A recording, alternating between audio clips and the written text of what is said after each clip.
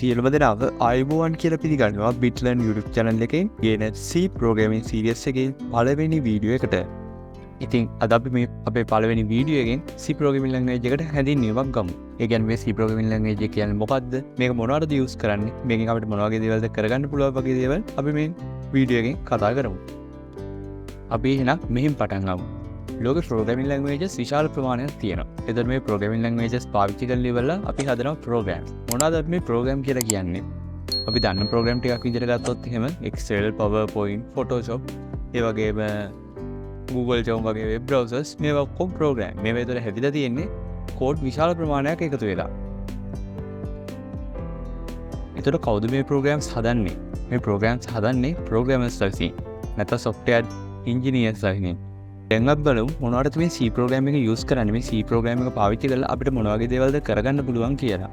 ඉතින් පළවෙනි දේ තමයි operating system හදන්න මේ C programming use කරනවා. Unix operating system එක සම්පූර්ණයෙන්ම නිර්මාණය කරලා තියෙන්නේ මේ C language එක පාවිච්චි කරලා. ඒ වගේම Windows develop කරද්දී මේ C programming යොදාගෙන තියෙනවා.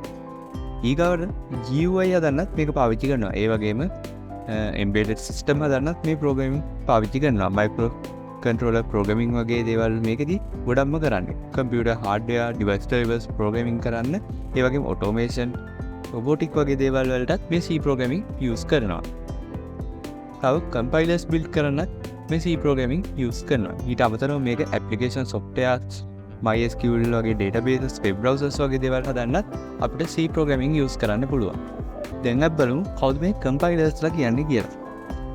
මේ compilers ලා කියන්නේ අපි programming language එකක් පාවිච්චි කරලා අපිට තේරෙන භාෂාවෙන් program එක ලියන්නේ. ඒක computer එකට තේරෙන විදිහට එහෙම නැත්නම් machine code එකට හරවන්නේ මේ compiler එක මගින්.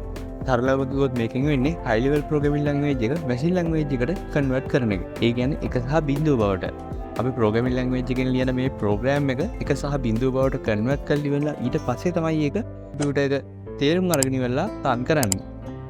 ඒ වගේම මේ C programming language එකේ high level programming language වල වගේම low level programming language වල තියෙන features උත් තියෙනවා. ඉතින් අපි මේ C programming language එක මෙතනදී අපේ මේ video series එකේදී use කරන්නේ මූලිකව programming concepts ගැන අවබෝධයක් ලබා ගැනීමට. දැන් අපි බලමු මේ C program එක පාවිච්චි කරලා program හදද්දී අපි කොහෙද මේ program එක ලියන්නේ කියලා. ඒකට විවිධ compilers වල අපිට use කරන්න පුළුවන්. අපි මේ video series එකේදී use කරන්නේ C++ කියන software එක. ඉතින් මේකෙන් අපිට C සහ C++ program code කරන්න, compile කරන්න වගේම run කරන්නත් අවස්ථාව ලැබෙනවා. මේ C++ කියන්නේ වෙනම language එකක්. ඒක C language එකේම වෙනම දිගුවක් විදිහට හඳුන්වන්න පුළුවන්. C++ download කරගන්න විදිය අපි ඊළඟට බලමු.